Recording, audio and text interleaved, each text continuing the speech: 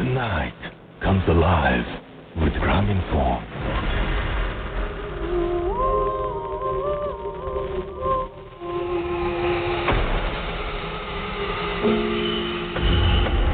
সবসময় রেডিও ফুর্তি 88.2 FM বাংলাদেশের সর্ববৃহৎ রেডিও নেটওয়ার্ক। এখন তো বলবো সারা পৃথিবী জুড়েই রেডিও ফুর্তি, কারণ ফুর্তি অ্যাপ থাকলে আপনি পৃথিবীর যে কোনো জায়গা থেকে শুনতে পারবেন। রেডিও ফুর্তি আপনি যে কোনো জায়গা থেকে শুনতে পারবেন। ভূত এফএম বছরের প্রথম ভূত এফএমে আপনাদের সবাইকে স্বাগত জানাচ্ছি।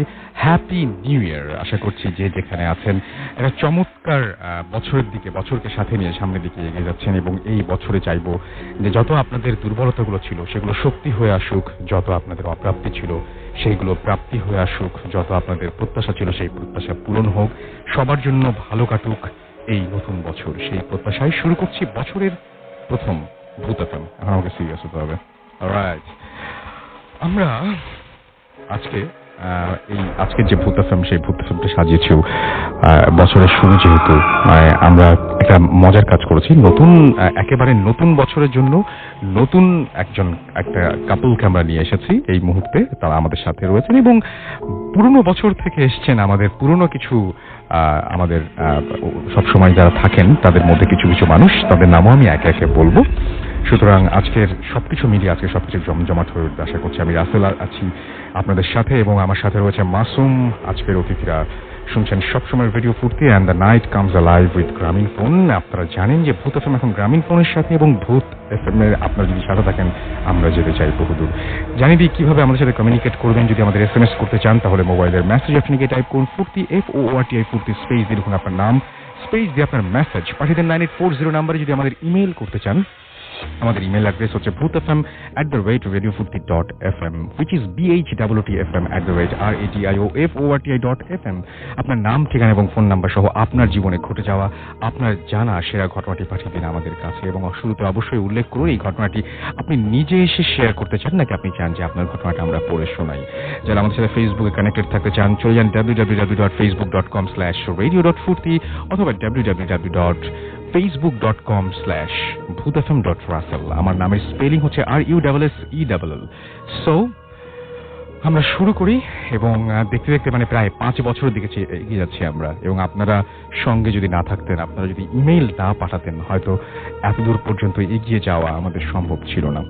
আমরা চলে যাব আজকের প্রথম ঘটনায় এবং প্রথম ঘটনাটি প্রথমবারের মতোই ভূত এফএম এসেছেন আমাদের একজন অতিথি এবং তার কাছ থেকে জেনে নেব তার নাম।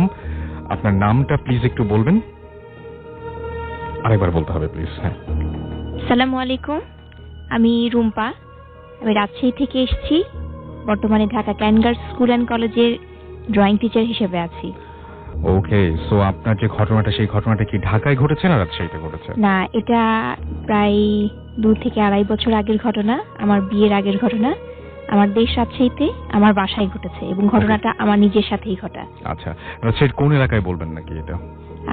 রাজশাহীর কোন এলাকা না, ঠিক আমার মেইন পয়েন্টই আমার বাসা। রাজশাহী মেডিকেল কলেজ যেটা, তার পাশেই আমার বাসা। শুরু করুন আপনার ঘটনা, আমরা শুনি আপনার ঘটনাটা। ঘটনাটা ঘটে প্রায় 2-2.5 বছর আগে আমার নিজের বেডরুমে। আমি ঘুমাচ্ছিলাম, রাত 3:30 বাজে তখন। আমি বেশ কিছুদিন থেকে নোটিস করি যে ঠিক শীতের সময় একটা কালো বেড়াল আমার রুমে আসে এবং সেটা বোঝার আগে আমি বেশ কয়েকদিন নোটিস করি যে রুমে রাতের দিকে একটা শব্দ হয়। ঠিক একটা বিড়াল এসে কোনো কিছুর উপরে বসলে বা কোনো কিছুর উপরে হাঁটাহাঁটি করলে ঠিক যেরকম একটা শব্দ হয় এমন শব্দ। বাট আমি সেটা প্রথমে কিছুদিন বুঝতে না পেরে একটু ভয় পাচ্ছিলাম। তো একদিন হঠাৎ আমি খেয়াল করি একটা কালো বিড়াল আমার রুমে এরকম আসে এবং বিড়ালটা এসে ঠিক একটা নাটকীয় ভাব তার মধ্যে থাকে। এমনি বিড়ালটার মধ্যে এমন কিছু মনে হয়নি যে বিড়ালটা একটু অস্বাভাবিক বা এরকম কিছু, কিন্তু বিড়ালটার মধ্যে যে নাটকীয় ভাবটা ছিল, যখন বিড়ালটাকে একটা কালো বিড়াল আমার রুমে থাকছে আমি একটু ভয় পাই। এই জন্য বিড়ালটাকে আমি বেশ কিছুদিন চেষ্টা করেছি যে ওকে আমি তাড়িয়ে দিই বা বিড়ালটা যেন আমার রুমে না থাকতে পারে, কিন্তু বিড়ালটা ঠিক এমন একটা আচরণ করে মনে হচ্ছে সেটা আমার পোষা বিড়াল এবং আমি যেন তাকে রুম থেকে বের করে না দিই, সেটার একটা নাটকীয় চেষ্টা যে আমাকে ওর ভাষায় মনে হচ্ছে আমাকে বলার চেষ্টা করে যে প্লিজ আমাকে শীতের রাতে আমাকে রুম থেকে বের করে দিও না। তা আমি এটার জন্য আর পরে আর তেমন কিছুই করিনি, যে ঠিক আছে ও যখন প্রতিদিন রাতে এসে আমার রুমে এভাবে থাকি, থাক সমস্যা নেই। তো একদিন এরকম রাতে হঠাৎ করে আমার ঘুম ভেঙে যায়। আর আমার বাবা প্রায় রাতেই এরকম করেন, উনি অনেক রাত পর্যন্ত নামাজ পড়েন, দোয়া দুরুদ পড়েন, এবং ঠিক রাতে উনি ঘুমাবার আগে সবাইকে একবার চেক করেন যে আমরা সবাই ঠিকমতো ঘুমাচ্ছি কিনা। হ্যাঁ, আমার দাদিকে চেক করেন, আমি ঘুমোচ্ছি কিনা আলাদা রুমে সেটা চেক করেন। তো এমনই এক রাতে এরকম হঠাৎ করে আমি খেয়াল করলাম যে আমার মাথার পেছনে কিছু একটা দাঁড়িয়ে আছে বা একটা কালো একটা আভা। আমি ভাবলাম যে হয়তো আব্বু এসছেন আমাকে চেক করার জন্য যে আমি ঘুমোচ্ছি কিনা ঠিক মতো। আমি বেশ কয়েকবার বললাম, আব্বু আব্বু এসেছো? কোনো সাড়া পেলাম না। বেশ কিছুক্ষণ পর আবার আমি ভাবছি যে হয়তো ঘুমের মধ্যে আমি কোনো স্বপ্নও দেখছি। আবার একটু যখন হলো তখন আমি আবার বললাম যে আব্বু তুমি এসেছো? তাতেও যখন কোনো সাড়া পেলাম না এবং স্টিল সেটা আমার পেছনে ওইভাবেই দাঁড়িয়ে আছে। আমি তখন বিছানা থেকে লাফ দিয়ে উঠলাম। ওঠার পরে ঠিক মশারির ভেতর থেকে বাইরের দিকে একটা মুখের আদলের উপর হাত দিলে যেরকম একটা অনুভূতি হয়, ঠিক তেমনই একটা অনুভূতি আমি পুরোপুরি বুঝতে পারলাম যে হ্যাঁ একটা মুখের আদল, সেটা কালো রঙের একটা মুখের আদল। আমি তারপরে মুখে হাত দিয়ে আমি জিজ্ঞেস করলাম, আব্বু আব্বু তুমি এসেছো? দেখলাম তখনও কোনো সাড়া নেই। এবং তখন আমি খুবই ভয় পেয়েছি যে আব্বু থাকলে তো অবশ্যই উনি বলতেন যে হ্যাঁ মা আমি এসেছি, তুমি ভয় পেও না বা এরকম কিছু একটা তো উনি ওনার মতো করে বলতেন। এবং সেটা বোঝার পরে আমি বুঝলাম যে এটা আব্বু না। আমি ঠিক এক লাফে আমার বিছানা থেকে উঠে বসলাম, উঠে তৎক্ষণাৎ দৌড় দিয়ে আমার আব্বু আম্মুর রুমে গেলাম। আব্বু আম্মুকে বললাম, ওনারা সাথে সাথেই আমার রুমে আসলেন, লাইট অন করলেন। ততক্ষণে আমার রুমে তখন কিছুই ছিল না। আর যেহেতু বিড়ালটা আমার রুমে আসতো, আব্বুর ভাষণ হচ্ছে যে হয়তো বিড়ালটাই তোমার খাটের মাথার উপরে উঠে বসেছিল, তুমি হয়তো ঘুমের মধ্যে বুঝতে পারোনি। বাট আমার মনে হয় যেটা আসলে আমার কোনো হ্যালুসিনেশন না, এটা আসলেই একটা অন্য কিছু ছিল বা হতে পারে অবাস্তব কিছু ছিল। পুরো জিনিসটা তো আপনি অনুভব করেছেন, পুরো জিনিসটার যে যেটা আপনি এক্সপেরিয়েন্স করেছেন, আপনি হাত দিয়ে যখন বুঝতে পেরেছেন, আপনি বলছিলেন আমাকে অফ এয়ার যে এটা সলিড ছিল, রাইট? হ্যাঁ, এটা সলিড ছিল। এবং বিড়ালের মুখে হাত দিলে নিশ্চয়ই আপনি বুঝতে পারছেন যে লোমশো টাইপের, লোমশো একটা ভাব, রাইট? সেরকম কোনো কিছু ছিল না, এটা একদম সলিড। এবং একটা ফেসে হাত দিলে, যেরকম লাগে কাপড়ের উপর দিয়ে একটা ফেসের উপর হাত দিলে যেরকম একটা আপস এন্ড ডাউন থাকে, নাকটা একটু উঁচু বা চোখের দিকটা একটু একটা ফেসে স্টুডেন্টস, তো আপনি আরো ভালো বুঝবেন, রাইট? সো এটাই ছিল ঘটনা। জি, ওকে, থ্যাংক ইউ সো মাচ। আমরা প্রথম ঘটনাটা শোনাবো। এবং সত্যি কথা বলতে কি যে এই মুহূর্তে যারা আপনারা বাসায় আছেন, তারা অনেক সময় হয় না এরকম যে মনে হয় যে কেউ দাঁড়িয়ে আছে। আমার মনে হয় যে অনেকেই হয়তো এরপরে হাত বাড়াতে সাহস পাবেন না, যে হাত বাড়িয়ে দিলেই হঠাৎ করে কোনো মুখে গিয়ে সেই হাতটা স্পর্শ করবে কিনা, কোনো কারো শরীরে গিয়ে সেই হাতটা স্পর্শ করবে কিনা। হয়তো অনেকেই এরপর থেকে আর এই রিস্কটা নেবেন না। আমরা চলে যাবো কিছু SMS এ। সাকিব আমাদের SMS করেছেন, এই প্রথম আমরা ফেসবুকে SMS পড়বো, তবে তার আগে একটা ঘটনা পড়তে চাই। যে ঘটনাটি আমাদের পাঠিয়েছেন তৌসিফ আহমেদ, তার গ্রাম শেখালিপুর, থানা লালগোলা, জেলা মুর্শিদাবাদ, পশ্চিমবঙ্গ, ইন্ডিয়া।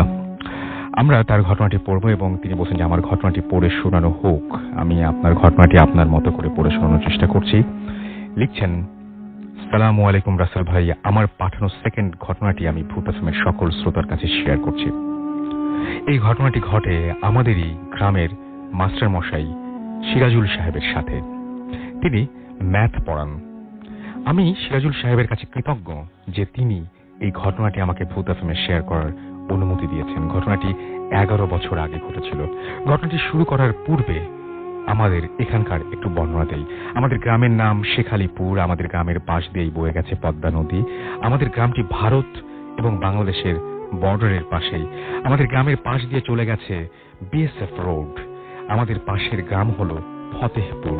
এই বিএসএফ রোড ধরে ফতেহপুর যেতে মিনিট 20 সময় লাগে। এই বিএসএফ রোড দিয়ে মানুষ সাধারণত কমই চলাচল করে। এই রাস্তা ধরে যেতে প্রথম যেটা পড়বে সেটা হলো রাস্তার দুপাশে বিরাট আম বাগান। তারপর কিছুটা গেলে পড়বে রাস্তার ডান দিকে কবরস্থান এবং রাস্তার দুই পাশে বাঁশ গাছ।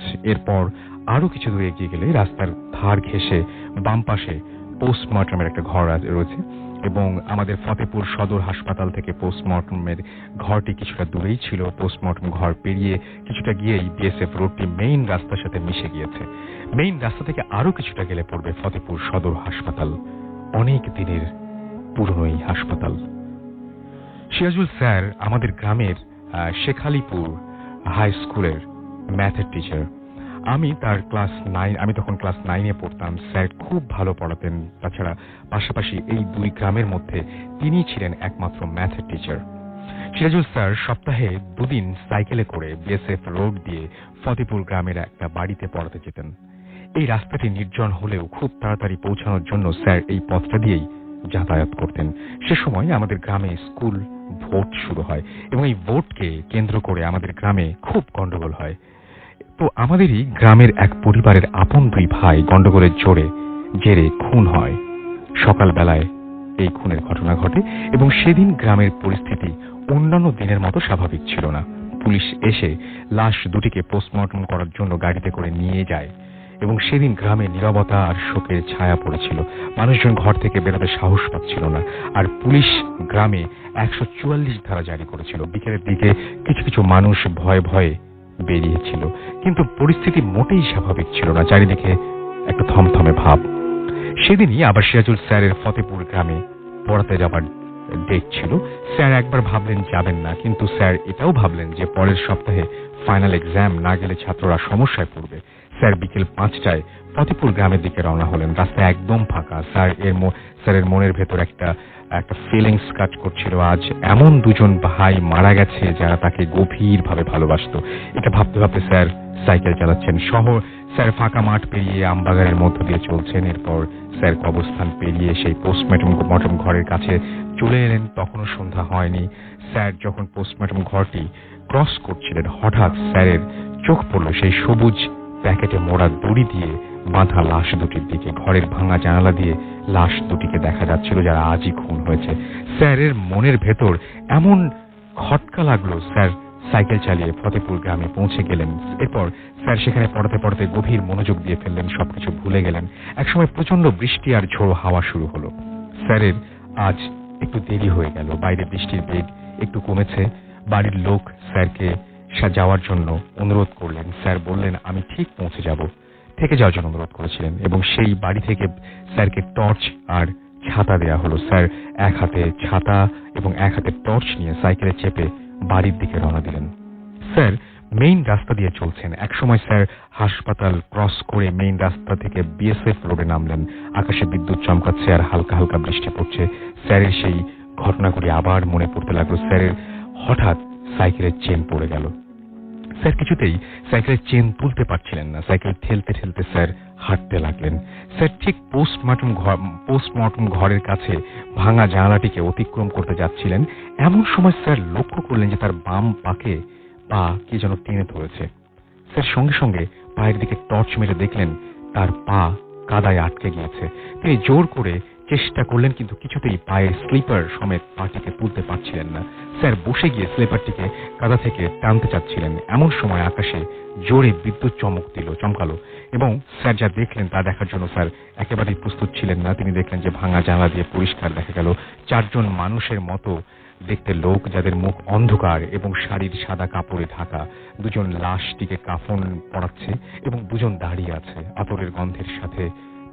তারা লক্ষ্য করলেন তাদের কারোর পা মাটিতে নেই। স্যার সেটা দেখে আর সহ্য করতে পারলেন না।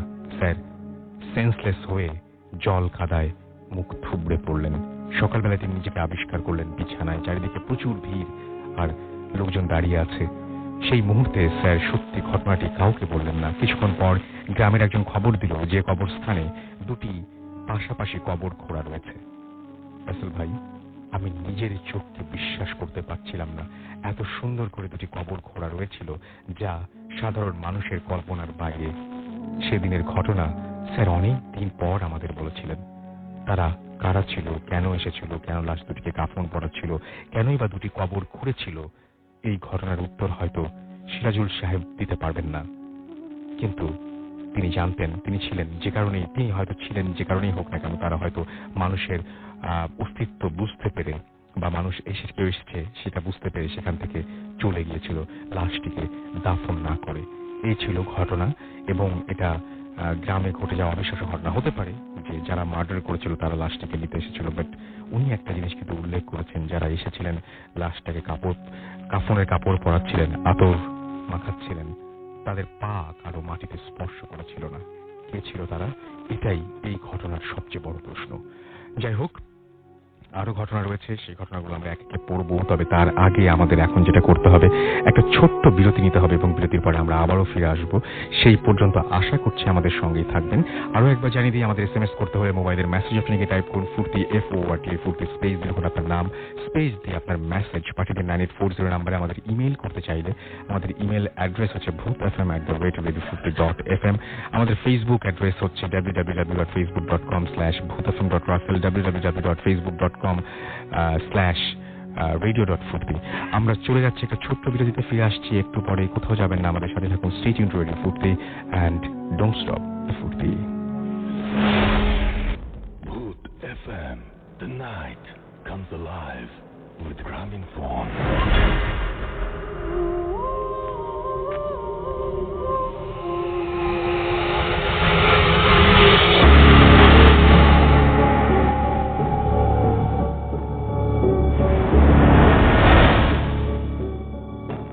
রাসেল ভাই অ্যান্ড ভূত এফএম মেম্বার্স, আমি Jumana, second year BBA student, করতে থাকি। আর আমি আজকে আপনাদের সাথে একটি ঘটনা শেয়ার করতে চাই, যেটা আমার আম্মুর সাথে ঘটে অগস্ট মাসে, যখন আমরা বাংলাদেশে ভেকেশনে যাই। আর এই ঘটনাটা আমাদের গ্রামের বাড়ির ঘটনা। তো আমার গ্রামের নাম হলো কান্দা খানেপুর, দোহার থানা অবস্থিত। তো ঘটনাটা এইভাবে শুরু হয়। একদিন আমার আম্মু আমাকে বলে কি, তুমি সন্ধ্যার পর কিংবা রাত্রে একা কিচেনে যাবা না। তো আমি জিজ্ঞেস করি কেন? তো আম্মু বলে কি, বাস যাবা না। তো আমি আর ব্যাপারটা কি আমি সিরিয়াস নিই না, আমি একটু লাইটলি নিছি। তো তারপর রাত্রে আমাকে আম্মু বলে, ঘটনাটা খুলে বলে। ঘটনাটা শুরু হয় এইভাবে। এর আগের রাত্রে আমাদের বাসায় কিছু গেস্ট এসেছিল। তো আমার আম্মু তাদের জন্য চা বানাইছে। আর আমরা তখন উপরে ছিলাম, আমি আর আমার ছোট ভাই। আর আমাদের বিল্ডিংটা হলো 2 ফ্লোর বিল্ডিং। তো আমি সেকেন্ড ফ্লোর, আমি আর আমার ভাই সেকেন্ড ফ্লোরে ছিলাম, আর আমার আম্মু নিচে কাজ করতেছিল। তো গেস্ট যাওয়ার পর সেই কাপসগুলো নিয়ে গেছে ধোবার জন্য। তো হয়েছে কি, এখন আপনারা সবাই জানেন কি গ্রামের ইলেকট্রিসিটি প্রবলেমটা অনেক বেশি। তো আমরা সবসময় হাতে চার্জার লাইট রাখতাম। তো আমার আম্মু কি করছে, এখন সে একা যাবে, তো সেও একটা চার্জার লাইট হাতে করে নিয়ে গেছে। আর তখন সে কাপসগুলো ধুইতেছে। আর আরেকটা কথা বলে দিই, আমাদের গ্রামের এরিয়াতে হ্যান্ড পাম্প ইউজ করা হয়, আর কি তাকে গ্রামের ভাষাতে বলে চাপকল বলা হয়।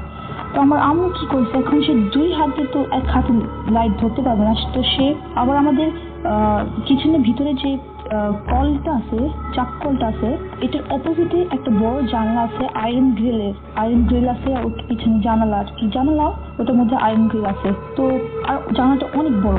তো আম্মু কি করছে, লাইটটা একটু জানালার পাশে রাখছে, আর কি ওয়ালের সাথে সাপোর্টের জন্য নিচে রাখছে। আর সে তখন কাজ করতেছে আর লাইটটা অন করে রাখছে। তো হয়েছে কি, এখন আম্মুর কাজ শেষ হয়ে গেছে, কাপসগুলো ক্লিন করে এখন সেই লাইটটা যখন নিতে গেছে, তখন তার মাথাটা একটু নিচু করে যখন লাইটটা হাতটা আগে বাড়িয়ে লাইটটা নিতে গেছে, তখন কি হয়েছে কি, সে এক্সপেক্টই করতে পারবে না এরকম হতে পারে তার সাথে। একটা অনেক বুড়ো মহিলার ভয়েসে একটা মহিলা অনেক জোরে চিল্লাইছে। আর চিল্লানটা এত ভয়ঙ্কর ছিল, আর কি যেরকম হরর মুভিসে চিল্লায় মহিলার কিছু লাইক স্পেশাল এফেক্ট ভয়েস দেয়, সেরকম তার আওয়াজটা এত ভারী আর এত বুড়ো টাইপ। আর তারপর আমার আম্মু এত ভয় পাইছে বলার মতো না। আমার আম্মু শুধু লাইটটা নিয়ে সে উপরেও তাকিয়ে, তার মাথাটা উপরেও করে নেই। আমার আম্মু এত ভয় পাইছে, আর ওখান থেকে দৌড় দিয়ে রুমে তাড়াতাড়ি এসে পড়ছে। আর আমার আম্মু এই কথাটা বলছে কি, তার এরকম ফিল হয়েছে কি সেই মহিলাটা তাকে ধরতে আসছে, তাকে নিতে আসছে, আর সেই মহিলাটা এত রাগ ছিল, এত জোরে চিল্লাইছে। আর আয়রন গ্রিলগুলো যেটা, ওটা ধরে অনেক জোরে ঝাঁকি মারছে, অনেক জোরে, কি সে ওটা ভেঙে ভিতরে ঢোকার চেষ্টা করতেছে। তো তারপর আমার আম্মু সে রাতে এত ভয় পায়, সে কারোর সাথে এই ঘটনাটা শেয়ার করেনি, আমাদের সাথেও না, কারণ সে মনে করছে যদি বলে তাহলে আমরাও ভয় পাবো। তো কারোর সাথে বলেনি। তো নেক্সট ডে যখন আমাকে এই ঘটনাটা বলছে, তো আমার আব্বু যখন ওই গ্রামের লোকদেরকে জিজ্ঞেস করছে কি এরকম কি কিছু আছে নাকি, তো গ্রামের লোকরা বলে কি হ্যাঁ এখানে তারাও ওই মহিলাকে দেখছে, অনেকজন দেখছে। আর যে এরিয়াতে আমরা যে এরিয়াতে আমাদের কিচেনটা কনস্ট্রাক্ট করছি ওই এরিয়াতে তারা বেশিরভাগই ওই মহিলাকে দেখতো। আর সেই মহিলাকে ডিসক্রাইব করছে কি সে সাদা শাড়ি পরা ছিল, আর সে অনেক বুড়ো, তার ফেস ফুল রিঙ্কল, আর কি তার ফেস দেখা যায় না, বাট অনেকজন যারা দেখছে তারা বলছে কি সে অনেক বুড়ো, তার ভয়েসটা অনেক ভারী, বুড়ো মানুষদের মতন। তো তারপর অনেকজনের সাথে এইসব ঘটনা ঘটেছে সেই মহিলাটা নিয়ে, তো তার নাম তারা রাখছে সাদা বই। তো আপনারা যদি কেউ যান ওখানে, তো আপনারা যদি জিজ্ঞেস করেন সাদা বই স্টোরি, আপনারা অনেক স্টোরি শুনতে পারবেন। তো এই ছিল আমার ঘটনা। আই হোপ আপনাদের সবাইদের কাছে আমার ঘটনাটা ভালো লাগছে, আর ইনশাআল্লাহ নেক্সট টাইম আমি আরো আমার ইন্টারেস্টিং স্টোরিজগুলো আমি শেয়ার করতে চাবো। আর till then take care Russell ভাই অ্যান্ড ভূত এফএম মেম্বার্স। আল্লাহ হাফেজ। Bhoot FM. The night comes alive with Graminphone.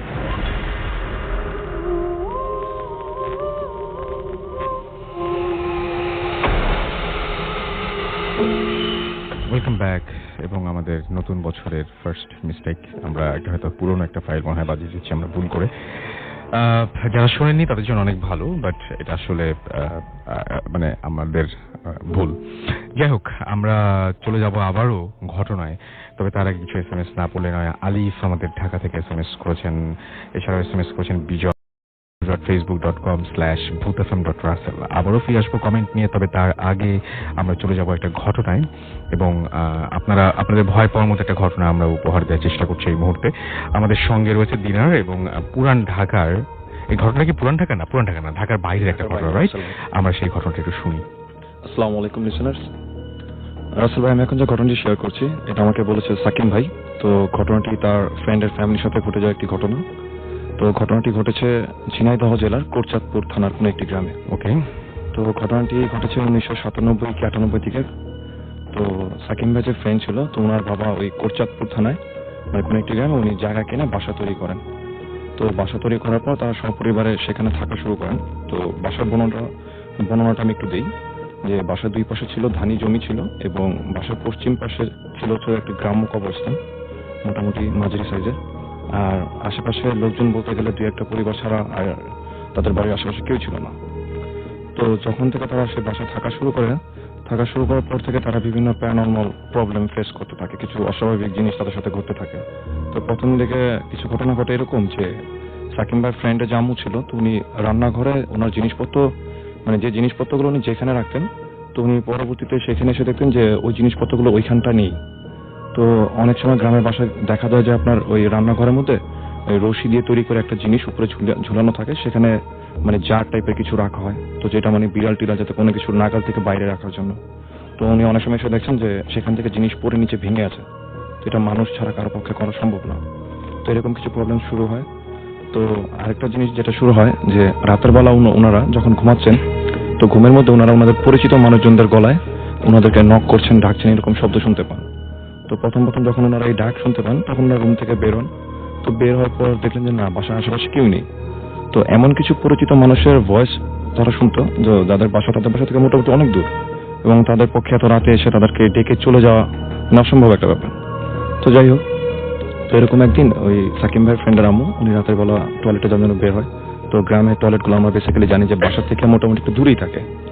তো উনি টয়লেটে যাওয়ার সময় লক্ষ্য করলেন যে ওনাদের যে রান্নাঘরটা ছিল সেটা ছিল এই কবরস্থানের পাশ ঘেঁষে ছিল পশ্চিম দিকটায়। তো উনি দেখলেন যে সেই রান্নাঘরের পাশে দুইজন লোক দাঁড়িয়ে আছে, মানে একটু লম্বা দেখতে, এবং তারা দুইজন সাদা জুব্বা পরিহিত। তো উনি ভাবলেন যে হয়তোবা কবরস্থানে কোনো লোক টোক মারা গেছে, কোনো লাশের সাথে আসছে হয়তোবা তারা। তো উনি ওয়াশরুম থেকে যখন বের হন, তো বের হওয়ার পর কিন্তু তিনি সেখানে কাউকে দেখলেন না। তো আমি বলে রাখি যে উনি দেখতে পাননি, কারণ হচ্ছে যে ওইখান থেকে যদি কেউ চলে যায় হেঁটে, তাদের কিন্তু দেখতে পাওয়ার কথা, কারণ গ্রামে অনেক দূর পর্যন্ত চলে গেলেও মানে দেখা যায় যেখানে আপনি দাঁড়িয়ে থাকবেন। তো উনি দেখলেন যে সেখানটা কেউ নেই। তো উনি রুমে চলে আসলেন আর দুজন, উনি এসে শুয়ে পড়েন। তো পরের দিন রাতে উনি টিউবওয়েল থেকে পানি আনার জন্য যখন যান, রুম থেকে বের হন, এবং বের হওয়ার পর উনি ওই সেম দুজন মানুষকে ওই একই জায়গায় দেখেন, এবং উনি যেটা বুঝতে পারেন যে তারা মনে হয় মানে কথা বলছে নিজেদের মধ্যে, কনভারসেশন হচ্ছে। তো উনি জাস্ট রুমের ভিতরে চলে এসে ওনার হাজব্যান্ডকে বলেন যে উনি ভাবেন যে হয়তো ডাকাত বা চোর জাতীয় কিছু, মানে এই টাইপের কিছু লোক হতে পারে। তো ওনার হাজব্যান্ডকে বলার পর ওনার হাজব্যান্ড টর্চ নিয়ে বেরোন। তো টর্চ নিয়ে বেরোর পর তারা মানে পুরো কবরস্থানের আশেপাশে সব জায়গায় টর্চ মেলেন, কিন্তু মানে কাউকে সেখানে দেখলেন না। তো যাই হোক, ওনারা এটাকেও স্বাভাবিকভাবে নেয়। তো একদিন যেটা ঘটে যে ওই সাকিম ভাই ফ্রেন্ডের আম্মু উনি রান্নাঘরে কাজ করতেছিলেন। তো উনি রান্নাঘরে মাছ করতেছিলেন। তো মাছের যে ময়লাগুলো ছিল, তো মানে গ্রাম দেশে যেটা হয় যে রান্নাঘরের পাশেই যে রান্নাঘরে যে ময়লাগুলো থাকে সেগুলো সেখানেই ফেলা হয়। তো উনি সেখানে ফেলে দিয়ে এসে তরকারি কাটা শুরু করেন। তো এই সময় যেটা ফিল করলেন যে কোনো একটা জিনিস তাকে জাপটে ধরেছে এবং মনে হচ্ছে যে তাকে মাটির সাথে মিশে ফেলবে, এমন ভাবে চেপে ধরছে তাকে মাটির সাথে। তো তার ধস্তাধস্তির শব্দ শুনে পাশের রুম থেকে তার শাশুড়ি বেরোয় আসেন। তো বেরোয় এসে উনি যেটা দেখেন যে উনি অচেতন অবস্থায় মাটিতে গড়াগড়ি করছে এবং তার মুখ দিয়ে মানে ফোম টাইপের লিকুইড বেরোচ্ছে। তো তাকে রুমের ভিতরে নিয়ে আসা হয়। তো রুমের ভিতরে নিয়ে আসার পর তাকে হুজুর দেখানো হয়। তো হুজুর দেখিয়ে তাকে তাবিজ দেওয়া হয় তার হাতে। তো তারপর থেকে তাদের বাসায় প্রবলেমগুলো বেড়ে গেল, মানে খুব মানে অনেক বেশি আকারে শুরু হলো এই প্রবলেম ফেস করা। যে অনেক সময় এমন হচ্ছে যে আশেপাশে বাসায় সব স্বাভাবিক, বাট কিন্তু তাদের বাসায় মনে হচ্ছে যে খুব বড় টর্নেডো বা ঝড় জাতীয় কোনো কিছু তাদের বাসার উপর দিয়ে বয়ে যাচ্ছে। এবং সকালবেলা যখন ওনারা দেখতেছেন যে ওনাদের বাসার অনেক গাছ উপরে পড়ে আছে, বাট আশেপাশের বাসার বাড়িঘর কিন্তু সব স্বাভাবিক। তো এর মাঝখানে ওনাদের সাথে একটা ঘটনা ঘটে যে ওনাদের বাড়ির আশেপাশে কোথাও কোনো বাড়িঘর করা হচ্ছিল না। তো ওনাদের বাসায় রাতের বেলা মনে হচ্ছে যে মানে ইটের যে টুকরো করলে যে সুরকি যেটা হয় বিল্ডিং আমরা যেটা ইউজ করি, তো এইরকম সুরকি দিয়ে প্রায় 2-3 ইঞ্চির মতো একটা মানে আস্তর পড়ে গেছে ওনাদের উঠানে, এত পরিমাণে সুরকি পড়ছে। ওনাদের টিন একার সব নষ্ট হয়ে গেছে, চালটান। তো এখানে সুরকি আসার কথাই না, যেহেতু আশেপাশে কোনো বাড়ি ঘর করা হচ্ছে না যে কেউ এনে এগুলো মারবে। তো যাই হোক, এর মাঝখানে আর একটা যেটা ঘটনা ঘটে যে ওনাদের বাড়ির আশেপাশেও কিছু লোকজন যেটা দেখে যে ওনাদের বাসার মধ্যে 2টা লাইটের সোর্স মানে কোথা থেকে আসছে, এসে ঘুরঘুর করতেছে তাদের বাসার মধ্যে এবং হঠাৎ আবার সেগুলো গায়েব হয়ে যাচ্ছে। তো এরকম প্রবলেম চলাকালীন সময় তো সাকিম ভাই যে ফ্রেন্ড ছিল উনি যেটা ফেস করে, উনি একদিন ওনার রুমে শুয়েছিলেন। তো উনি রুমে শুয়ে থেকে উনি জানালা দিয়ে দেখলেন যে ওনাদের পাড়ারই একটা ছেলে ওনাদের বাসার যে রান্নাঘরটা ছিল ওই পাশ দিয়ে জাস্ট ওই কবরস্থানটার দিকে নেমে যাচ্ছে। আচ্ছা, ওই ঝোপঝাড়ের ভিতর দিয়ে নেমে যাচ্ছে। তো উনি দেখে রুম থেকে ডাক দেয় জানলা দিয়ে। তো উনি দেখে যে সেই ছেলেটা কোনো রেসপন্স করছে না। তখন উনি রুম থেকে বের হয়ে তার পিছে পিছে হাঁটা দেয়। তো উনি যেটা লক্ষ্য করলেন যে ছেলেটা কবরস্থানের ভিতরের দিকে ঢুকে যাচ্ছে। তো উনিও তার পিছে পিছে চলে যায় ছেলেটার পিছনে। তো উনি নাম ধরে ডাকতে থাকে। তো এই সময় উনি যেটা দেখেন যে ছেলেটা আস্তে আস্তে লম্বা হচ্ছে অস্বাভাবিকভাবে। তো এটা দেখার পর ওনার আর কোনো কিছু মনে নেই। যখন সকালবেলা ওনাকে রুমে খুঁজে না পেয়ে মানে রুমে রিচ করতে না পেরে সবাই খোঁজাখুঁজি শুরু করে, তখন ওই কবরস্থানের পাশে খেতে কাজ করা এক লোক তাকে সেখান থেকে নিয়ে আসেন। তো নিয়ে আসার পর যখন তাদের বাসায় এই প্রবলেমগুলো চলছিল, তো ওই সাকিম ভাইয়ের ফ্রেন্ডের যে বাবা ছিল উনি ওনার ওয়াইফ আর ওনার ছেলেকে ওনার নানু বাসা পাঠিয়ে দেয়। নানু বাসা ওইখান থেকে একটু দূরে ছিল। তো নানু বাসা যাওয়ার পর ওনার বাবা একাই থাকতেন এই বাসায় এবং উনি একাই জিনিসগুলো ফেস করতেন। এবং মানে তখন কিন্তু আশেপাশে সবাই জানে তাদের বাসার কাহিনীগুলো। তো এর মাঝখানে যেটা ঘটে যে ওই সাকিম ভাইয়ের ফ্রেন্ডের নানু উনি কিন্তু এই ঘটনার সাথে কোনোভাবে সম্পৃক্ত ছিলেন না।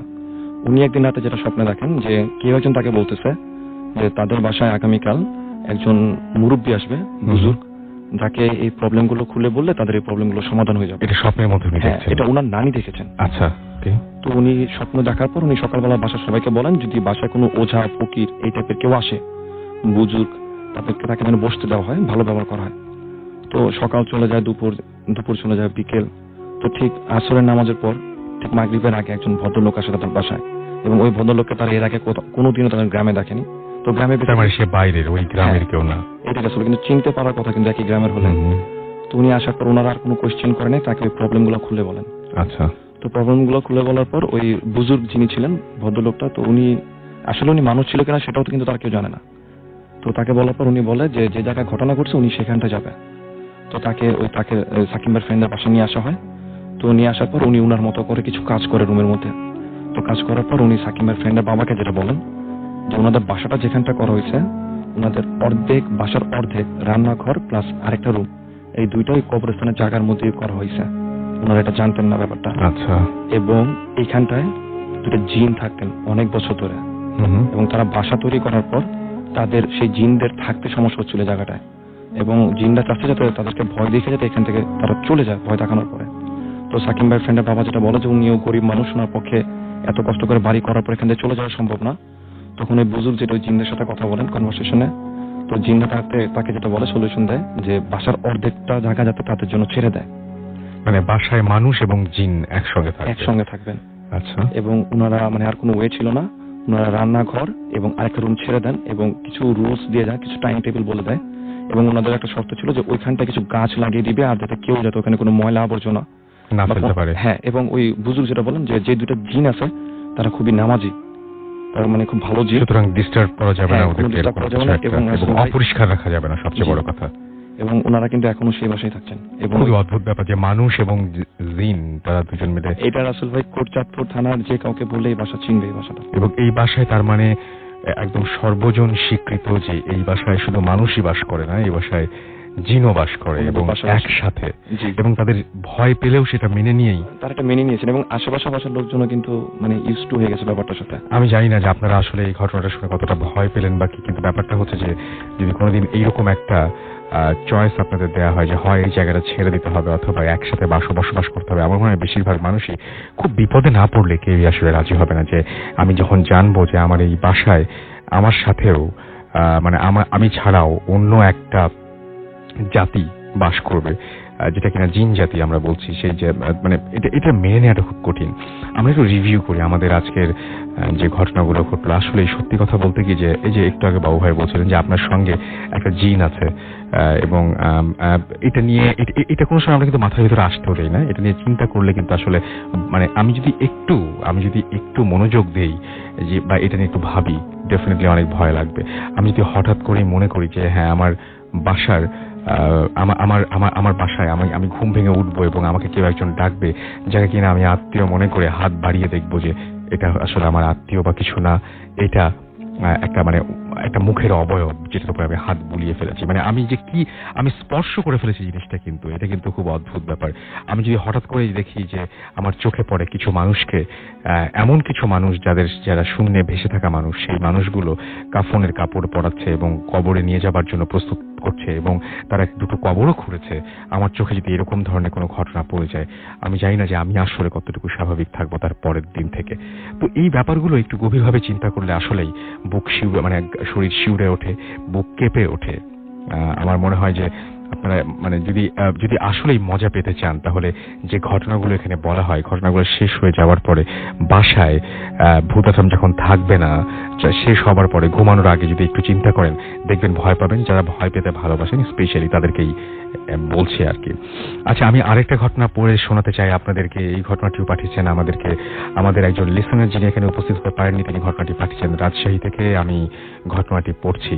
লিখেছেন, আমার ঘটনাটি পড়ে শোনানোর জন্য অনুরোধ করছি, কারণ আমি অনেক দূরে বাস করি। আমি আজাদ, লিখছি রাজশাহী মহানগরীর হোসেনীগঞ্জ এলাকা থেকে, এবং আজকে আমি আপনাদের যে ঘটনাটি বলবো সেই ঘটনাটি আমার বন্ধু শেপু তার সাথে ঘটে যাওয়া একটি ঘটনা, এবং ঘটনাটি প্রায় 1 বছর আগের। ঘটনাটি ঘটে আমার বন্ধুর নিজের বাসায়। এটা বাসাটার একটু বিবরণ দেই। বাসাটি রাজশাহী মহানগরীর রাজার হাতা এলাকার অনেক পুরনো একটা ভবন, এবং ভবনটি 100 বছর আগের তৈরি, এবং ভবনটি 2 তলায় থাকতো শেপুর বাবা মা ভাই ও বোন, আর নিচের তলায় শেপু একা। এবং নিচতলায় 2টা রুম ছিল। একটি রুম ছাত্রদের মেস হিসেবে ব্যবহার করা হতো, এবং আবার অনেক সময় ছাত্র চলে গেলে রুমটি ফাঁকাই থাকতো। এই রুমের পাশেই ছিল বাথরুম, এবং বাথরুমের ওপর দিয়ে চলে গেছে সিঁড়ি।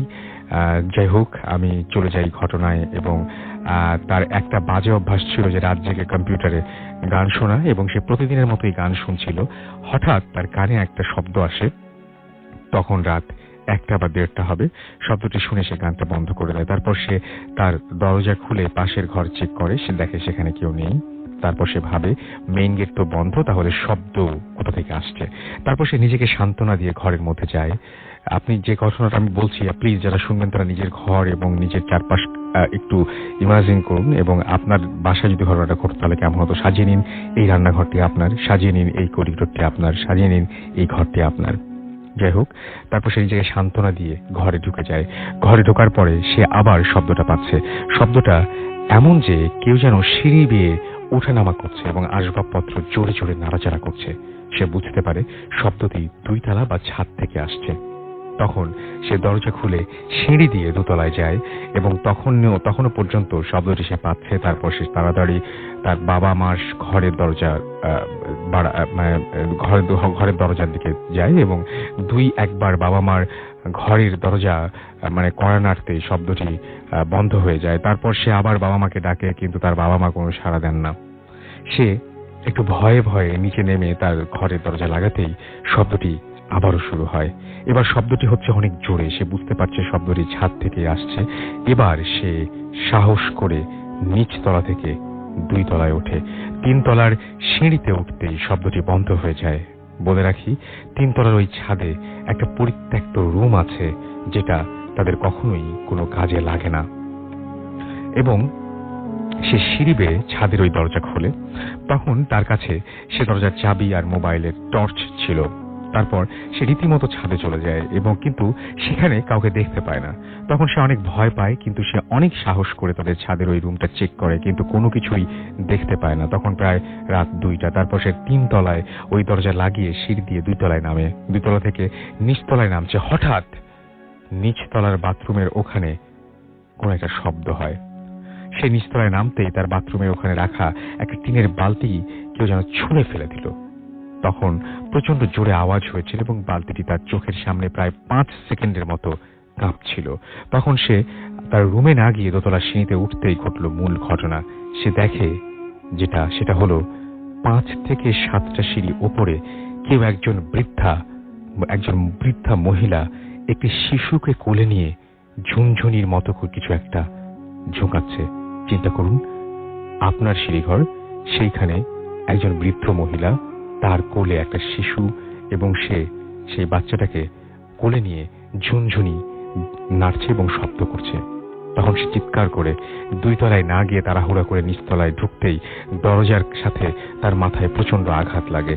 তখন সে সেখানেই সেন্সলেস হয়ে পড়ে যায় এবং পরদিন তার জ্ঞান ফিরে তখন সে তার মা বাবার রুমে এবং সে ঘটনাটি তার বাবা মাকে খুলে বলে। তার মাথায় লাগা আঘাতটির দাগ এখনো বিদ্যমান। সে ওই ঘটনার পর প্রায় 2 থেকে 2.5 মাস অসুস্থ ছিল। পরে জানা গেছে ওই বাসাটিতে যুদ্ধের আগে একটা পরিবার ছিল। তারা ওই পরিবারের একজন বৃদ্ধা মহিলা তার শিশুসহ আত্মহত্যা করেছিল। ঘটনাটি খুবই রহস্যজনক, যা ওই পুরো এলাকাবাসী ঘটনাটি জানত এবং ভবনটি কয়েকটা পরিবার থাকতো, কিন্তু কেউ ওই ভবনটিতে বেশি দিন কোনো পরিবার থাকতে পারেনি। তারপর তারা বাসাটি ছেড়ে চলে যায়। এখন সে সম্পূর্ণ সুস্থ। লিখেছেন মোহাম্মদ আজাদ, BBS, রাজশাহী কলেজ, গ্রাম হোসেনীগঞ্জ, থানা বোয়ালিয়া, জেলা রাজশাহী। এই ঘটনাটি তিনি পাঠিয়েছেন। অনেক ধন্যবাদ আপনাকে আপনার ঘটনার জন্য। আমরা চলে যাচ্ছি ছোট কিছু। আমাদেরকে নূর আলম জিকো লিখেছেন যে সবগুলো ঘটনাই ভালো লেগেছে রাসেল ভাই। আমাদেরকে আশরাফ হোসেন লিখেছেন ভয় চলছে। এছাড়াও আরো অনেকে আমাদের এখানে কমেন্ট করেছেন। আপনি যদি কমেন্ট করতে চান, আমি তো অ্যাড্রেস বলেই দিয়েছি। আমরা চলে যাব আবারও ঘটনায় এবং বাবু ভাই আমাদের সাথে এই মুহূর্তে আছেন। তার কাছে একটা ঘটনা শুনে আসবো আমরা। এই কাহিনীটা হচ্ছে আপনার ঢাকা শহরের মোহাম্মদপুর এলাকার একটা বাসা, বাবর রোডের একটা বাসা। ওকে, হ্যাঁ, বাসাটা আমি নিজের চোখে গত 4-5 বছর আগে দেখেছি। ওইখানে পরপর কয়েকটা বাসা, এগুলো সেই পুরনোই ছিল। এখন আমি বেশ কিছু পুরনো বাসা আছে। হ্যাঁ, বাট এখন জানি না ওটা ভেঙে ফেলছে কিনা। বাট আমাকে ও যেভাবে লোকেশন বলেছে, তো সম্ভবত ওগুলোরই কোন একটা বাসা। Excuse me. বাসাটা বেশ বড় আকৃতির আর কি। আচ্ছা, তো যাই হোক, তো যেটা বলেছেন উনি হচ্ছে শওকত ভাই। উনি আপনার অনেক আগে, মানে আজ থেকে ধরেন 80-র দশকে, উনি তখন ইয়াং কলেজের ছাত্র। তো ওনার বাবার সাথে রাগ করার কারণে ওনাকে বাসা থেকে বের করে দেয় আর কি। আচ্ছা, তো বের করে দেয় মানে ওনাকে বকাঝকা করে, বলে বেরিয়ে যায় সেই। তো উনি বাসা থেকে বেরিয়ে আসে। আচ্ছা, তো বের হয়ে এসে উনি চিন্তা করে কোথায় থাকবে, বন্ধুদের সাথে গল্প গুজব করে। তো এক ফ্রেন্ড বলে যে আমার খালুর বাসা আছে বাবর রোডে, তো বাসাটা খালি পড়ে আছে। আমার খালু, উনি বিজনেসম্যান, উনি এখানে থাকে না, উনি গুলশানে থাকে, কিন্তু ওনার এই বাবর রোডে বাড়ি আছে, তুই এখানে থাকতে পারিস। বললে আমার খালুকে বললে তোর এই কেয়ারটেকারের মতো ওইখানে থাকতে দিবে, কোনো ব্যাপার না। তুই তোকে সুন্দর করে রুম টুম করে দিবে, কারণ ওই বাসাটা যুদ্ধের সময় ওখানে কিছু বাসার মধ্যে পাকিস্তান আর্মি ক্যাম্পের মতো করছে। আচ্ছা, তো সুতরাং ওগুলো এমনি পড়ে আছে, আর খালুর এখন এত টাকাও নাই ওটাকে রিনোভেট করার। তো উনি রাজি হয়, শওকত ভাই বলে আচ্ছা ঠিক আছে, কোনো ব্যাপার না, পুরো আস্ত বাড়ি দিতেছে তাকে। তো সে ওখানে চলে যায়। তো প্রথম যেদিন ওনাকে থাকতে দেয় ওই বাসাটার মধ্যে, তো উনি বলতেছে যে আমার কাছে বেশ ভালো লাগছে, কারণ আশেপাশে বেশ খোলামেলা, হ্যাঁ, বারান্দাগুলো বেশ ওপেন বড়, হ্যাঁ, এবং সেই আগের আমলের আর্কিটেকচারে করা বেশ খোলামেলা একটা বাসা। বসলাম, বসে এমনি দেখতেছি বাসা অনেক পুরানো এবং মানে বেশ একটু নোংরা টাইপের, এবং বিশাল বড় বাসা, তো প্রায় আপনার 5-6 কাঠা জায়গার মধ্যে একটা পুরা বাড়িটা, পাশে আবার বাগানের মতো আছে। তো বলতেছে যে মানে বেশ এনজয় করে আমি থাকছি। দিনের বেলা আর বন্ধুরা আসলো, আমরা আড্ডা মারলাম, খাবার দাবার আনলাম, জেনেভা ক্যাম্প ছিল পাশে, ওখান থেকে কাবাব টাবাব এনে খেলাম, খেয়ে আমরা সবাই আড্ডা মেরে, তো ওরা যখন চলে গেছে বন্ধুরা, মানে 7টা-8টার পরে বাসাটা পুরা নিশুতি হয়ে গেল, মানে এলাকাটাই নীরব হয়ে গেল। মানে 80-র দশকে এখনো কিন্তু আপনি বাবর রোড, হুমায়ুন রোডে গেলে রাতের বেলা দেখবেন যে বেশ মানে শান্ত হয়ে যায়। জেনেভা ক্যাম্প থেকে ছাড়াই সামনে গেলেই দেখবেন অন্ধকার, শব্দ টব্দ কম। হ্যাঁ, তো বলতেছে ওই সময় একদমই মানে নীরব হয়ে যেত, মানে কিছুই নাই, নীরব। আমি তখন বের হয়ে কোথাও যাব, আমার বন্ধু বান্ধব থাকে সেই আপনার মোহাম্মদপুর টাউন হলের দিকে, আর কিছু বন্ধু থাকে হচ্ছে দূরে মিরপুরে। তো বলে যে যাওয়ারও খুব উপায় নেই, পকেটে টাকা পয়সা নেই, আমি ওই বাসার মধ্যেই বসে থাকলাম। বলে যে রাতের বেলায় মানে আপনার ঘোরাফেরা করতেছি, টিভি কিচ্ছু নাই, একটা পেপার ম্যাগাজিন পড়তে পড়তে তো এক সময় মানে চোখে ঘুম লেগে আসছে রাতবেলা। বলে যে আমার ঘরের মধ্যে বাতিগুলো ছিল হচ্ছে আপনার এই পাওয়ারের বাতি, যেগুলো আপনার 60 ওয়াট বা 100 ওয়াটের লাইট, লাল লাইট। তো বলতেছে যে একসময় আমি চোখে ঘুম লেগে আসছে, শুয়ে পড়ছি, মানে হঠাৎ একসময় ঘুম ভাঙলো, আমি দেখতেছি রুমের লাইট বন্ধ, মানে আলো নাই রুমের ভেতরে। তো আমি তখন ভাবতেছি রুমের লাইট কে বন্ধ করলো, কারণ সুইচ, কোনো বেড সুইচ নাই ওখানে, উঠে বন্ধ করতে হবে। একবার ভাবছি যে আমি নিজেই করছি কিনা। তো হঠাৎ করে অন্ধকারের মধ্যে মানে আবছা ভাবে তাকায় দেখতেছি মনে হচ্ছে ঘরের মেঝের মধ্যে কয়েকজন মানুষ বসে আছে, মানে 4-5 জন মানুষ গোল হয়ে বসে আছে, ঠিক ধরেন অনেকে লুডু খেলে বা তাস খেলে যেভাবে বসে সেভাবে এরকম বসে আছে কয়েকজন মানুষ। তো উনি নাকি মানে খুব ধড়ফড়া উঠে বসছে। উঠে বসার পরে উনি দেখে যে ওদের মধ্যে কোনো বিকার নাই যারা বসে আছে, মানে উনি উঠে বসাতে একটা মানে বিছানার মধ্যে সাউন্ড যেন কেউ নাই, এরকম একটা ব্যাপার। তো উনি উঠে বসে অনেকক্ষণ তাকায় আছে, এবং ওনার মনে হচ্ছে ওনার নিজের হাত উনি যেরকম দেখতেছে অন্ধকারে, ঠিক ওইখানে ওই যে কতগুলো লোকের পুরুষের অবয়ব ঠিক সেভাবেই দেখতেছে, কিন্তু মনে হচ্ছে খালি গায়ে, মানে গায়ে জামা নেই। তো অনেকক্ষণ বসে থাকলো, তখন ওনার লজিক্যাল মাইন্ড উনি চিন্তা করতেছে উনি কি করবে, কথা বলবে, ওরা কি মানুষ, মানে স্বভাবতই ওনার মনে হচ্ছে এটা মানুষ, আবার ভয়ও পাচ্ছে, কেন শব্দ নাই, মানে একটা শব্দ হচ্ছে না, মানে মানুষ বসলে তো একটা নিঃশ্বাসেরও শব্দ হয়, সেই শব্দটাও নেই। তো উনি বেশ ভয় পেয়ে উনি যেটা করলো, উনি ঘাটের থেকে আস্তে করে পা ফেললো মাটিতে। পা যখন ফেলছে তখন দেখে আস্তে করে মানে আপনার ওই পাশে যারা বসেছিল তাদের মধ্যে একজন বললো মাথা ঘুরে তাকালো ওনার দিকে, এবং নাই, হঠাৎ করে সব আপনার ভ্যানিশ হয়ে গেছে, ওখানে কোনো মানুষই নাই।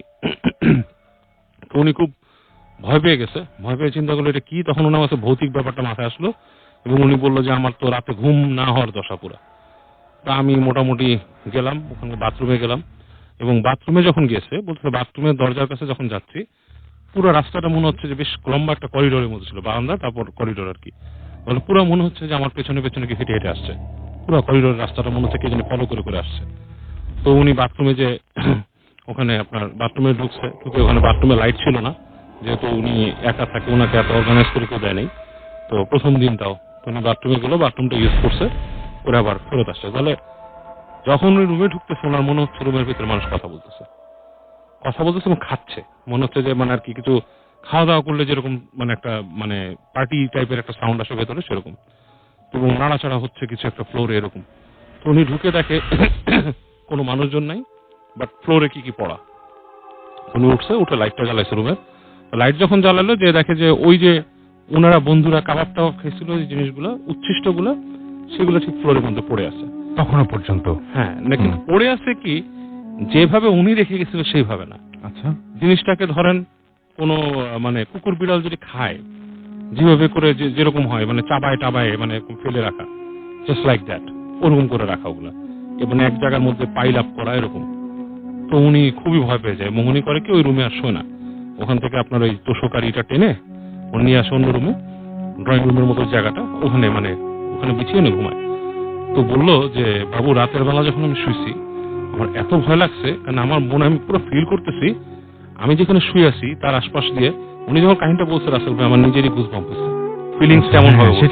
সেটাই তো বলছে যে আমি যখন শুয়ে আছি মনে হচ্ছে যে আমার পায়ের কাছ দিয়ে মাথার কাছ দিয়ে কারা হেঁটে যাচ্ছে, পুরা লাইভ একটা বাসার মতো মনে হচ্ছে, অন্ধকারে মানুষ হেঁটে হেঁটে যাচ্ছে, মানে তাদের মানে মনে হচ্ছে কারো একটা বাসায় উনি একটা ইন্ট্রুডার, উনি শুয়ে আছে। উনি হচ্ছে বাইরের মানুষ, আর এরা রেগুলার এখানে থাকে, মানে নিজেকে অপরিচিত লাগছে এই বাসায়, বানিয়ে নিতে পারছেন না। উনি প্রচন্ড ভয় পায় এবং শেষ রাত্রে ওনার ভয়ের চোটে উনি ঘুমায় পড়েন। এবং দিনের বেলা যখন উনি ঘুম থেকে ওঠেন, এই প্রথম কাজ যেটা করেন, ওনার যে ফ্রেন্ড তাকে এখানে রাখছিল তার সাথে যোগাযোগ করেন। সে যে এমনি কথাবার্তা বলে, তো বলে কিরে কি হয়েছে, বলে যে আমি তোদের এই বাসা দিয়ে দিছিস, কারণ আমার কোনো চয়েস নাই, আমার ওই বাসায় থাকতে হবে, বাবা বের করে দিচ্ছে, আমার যাওয়ারও জায়গা নেই, আর ওই চলারও টাকা নাই, তোর খালু বলছে যে আমাকে থাকার জায়গা দিবে, আমি আছি, কিন্তু দোস্ত এই সমস্যা তোমার এই বাসায়। তো একটু মানে চুপচাপ মেরে যাও, বলে যে দেখো কিছু প্রবলেম তো আছেই, এটা তো মানে বলতে ভুলে গেছি, বাট আছে বিকজ অফ বাসাটা আরো পুরানো, এটা ঠিক পাকিস্তানের যুদ্ধ হয়েছে তারও আরো অনেক আগে এই বাড়ি তৈরি, সেই পাকিস্তান আমলে হয়তো দেশ বিভাগের সময় করা বা সামথিং, মানে যখন নাকি ভারতবর্ষ বিভাগ হয় সেরকম কোন সময়, 2 তলা বাড়ি, বলে সেরকম কোন সময় করা, এবং ওনাদের মানে বংশ পরম্পরার বাড়ি, ওনাদের অর্ধেক মানে রক্ত হচ্ছে আপনার বিহারি ওদিক থেকে আসছে। তো বলে যে তো সুতরাং বাড়িতে তো হবেই, বাসাটা খালি পড়ে রয়েছে প্রায় সেই যুদ্ধের ওই সময় থেকে। ও আচ্ছা, অনেকদিন তো খালি, ওখানে কেউ নাই। তো বলে এর জন্য তুমি এক কাজ করো, তুমি রুম সুইচ করে তোমাকে আমি দেই, তুমি যাও এবং দোয়া টোয়া পড়ে তুমি ঘুমাও। তো উনি মনে করেন যে ব্যাক করে, দুপুরের পরেই ব্যাক করে বাসায় এসে, তো উনি বলে যে আমি যখন দুপুরে বাসায় উঠতেছি তখনই আমার কাছে গা ঝা ঝা লাগতেছে, মনে হয় যে কে তাকায় আছে, কে হাসতেছে, বাসাটার মানে ব্যাপারটা এরকম। এবং নিচতলা কেউ থাকে না, নিচতলারও ফাঁকা। আসলে চারপাশে কেউ থাকলে আসলে টের পাওয়া যায়, কিন্তু আমার চারপাশে কেউ আছে বা কিছু একটা। তো উনি যেটা করলো, ওনাকে উনি কর্নারের দিকে একটা রুম ছিল যেটা নাকি রাস্তায় ফেস করা, রাস্তার দিকে ফেস করা, উনি ওই রুমটার মধ্যে ঢুকলো, ঢুকে উনি ওইটাকে পরিষ্কার টরিষ্কার করলো, দোয়া টোয়া পড়লো, পরে ওই রুমে উনি থাকবে, বিছনা টিছনা করলো। তো করে রাত্রেবেলা উনি ওই রুমের লাইট কিনে লাগাইছে, আরেক রুম থেকে আরেকটা লাইট এনে লাগাইছে, 2টা লাইট লাগাইলো রুমে, ওই রুমে থাকার জন্য উনি করলো।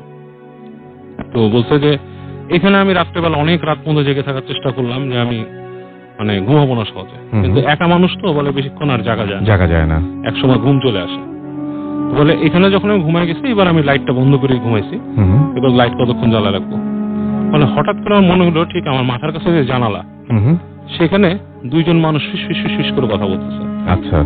বলে আমি তাকালাম মাথা উঁচা করে, আমি স্পষ্ট দেখলাম যে 2টা মানুষ জানলার সামনে দাঁড়ানো, এবং তাদের অবয়ব বোঝা যাচ্ছে, মানে পুরা মানুষ না, মানে পুরো স্পষ্ট মানুষ না, মানে মানুষের বোঝা যাচ্ছে 2টা মানুষ দাঁড়ানো জায়গায়, তারা ফিস করে কথা বলছে, হুইসপারিং শোনা যাচ্ছে তাদের, ওকে, মুখের হুইসপারিংটা। তো উনি উঠে দাঁড়ায় ওই দূরে যায়, একটু সাইডে যায়, ওই দরজার ফাঁক দিয়ে দেখতে থাকে যে কি, তো ওখানে ওই ছায়ার মতোই দেখে। এক পর্যায়ে সে সাহস করে চিন্তা করে আমার তো থাকতেই হবে এখানে, সে দরজা খুলে ফেলে, যে এমনও তো হইতে পারে কোনো চোর উঠছে এখানে, বাসাটা খালি, যেই বারান্দা যায় দেখে কেউ নাই এখানে, পুরা মানে বারান্দাটা খালি। এবং উনি অনেক ফুলের ঘ্রাণ পায়, যদি ওই বাসায় ফুলের কিছু টব আছে, বাট কোনোটাতে ফুল নেই, কিন্তু মানে উনি ঘ্রাণ পাচ্ছে ফুলের। এবং সে ওখানে আপনার ভয়ের ভিতরে চলে আসে, এসে এবং প্রত্যেকবার বাথরুমে গেলে উনি ওই যে মনে হতো বাথরুমে গিয়ে ফলো করে আসছে, পানি পড়ার শব্দ পেত, যে ভেতরে পানি খরচ করতেছে মানুষ, মানে ঢালতেছে, এই করতেছে, এরকম পানির শব্দ পেত, এবং মানে টিপটাপ এরকম শব্দ পেত মানুষের। তো ওই বাড়িতে নাকি নিচতলায় একটা মানে আপনার বাথরুম ছিল, সেটাতে উনি বলে নাই, মানে ওনার সাথে একটা মানে ওনাদের ফ্রেন্ড আসছিল, মেয়ে ফ্রেন্ড, ওনারা পরে আবার ওখানে ওই বাড়িতে একটা মানে ব্যাচে পড়ার একটা করে, ওনাদের পরীক্ষার জন্য কয়েকজন ফ্রেন্ড মিলে পড়াশোনা করতো, গ্রুপ স্টাডি করতো। একটা ফ্রেন্ড একবার ওই নিচে ওই বাথরুমটায় গেছে, কারণ সে উপরে বাথরুমটা নোংরা দেখে যায়নি, সে চিৎকার করে উঠছে। তো বলছে যে মানে কি ব্যাপার, তো সে বলে দেখছে যে বাথরুমে যখন নাকি সে ঢুকছে, বাথরুমে ঢুকে সে বাথরুম ইউজ করে মানে এরকম উঠে দাঁড়াইছে যখন, তো বাথরুমে যে পিছিয়ে ভেন্টিলেটরটা, সেখানে সে দেখছে কিমপুতকিমাকার একটা মুখ, মনে হচ্ছে রক্ত মাখা, কেউ মেরে টেরে মনে করেন যে নাকটা কে রক্ত পড়তেছে, এরকম একটা মুখ দেখছে, জাস্ট ফর এ সেকেন্ড, সে চিৎকার করে পেছনে। তো এরপরে উনি ওই বাসা অনেকদিনই থাকে। উনি বলছে যে আমার থাকতে হয়, কারণ মানুষের জীবিকার কাছে মানে ভৌতিক বিষয়গুলো আসলে তখন গৌণ হয়ে যায়। তো বলছে যে আমার থাকতে হয়, এবং অনেক মানে এই ধরনের ব্যাপার স্যাপার সেই বাসায় ঘটে। বলে যে এরপরে মানে ওনারা যখন চলে যায়, এবং কালের বিবর্তনে ওই বাসাটা ওই যে মালিক ছিল সে এটাকে গোডাউন হিসেবে ইউজ করে, পরে সে গার্মেন্টস এর ব্যবসা করতো, কাপড় চোপড় রাখতো। তো বলতেছে যে এখন জানি না, উনি আর যায় নাই, তো আমাকে যে বর্ণনা দিছিল আমার সেটা আমি রিকল করতে পারি বাসাটা কোন জায়গায় হতে পারে। আচ্ছা, সেটার জন্য বললাম যে আমি ওই জায়গা দিয়ে 2-4 বছর আগে গেছি, তখনও কিন্তু পুরান বাড়ি ছিল অনেকগুলো ওখানে। হ্যাঁ। ওকে, থ্যাংক ইউ সো মাচ বাবু ভাই আপনার ঘটনার জন্য। এবং আমরা একটা ছোট্ট বিরতিতে আমাদের এখন যেতে হচ্ছে, এবং বিরতির পরে আমরা আবারও ফিরে আসবো। সেই পর্যন্ত আশা করছি আপনারা আমাদের সাথেই থাকবেন। Stay tuned to radio Foorti and don't stop the ফুর্তি। ফুর্তি। কোথায় গেলে? একটু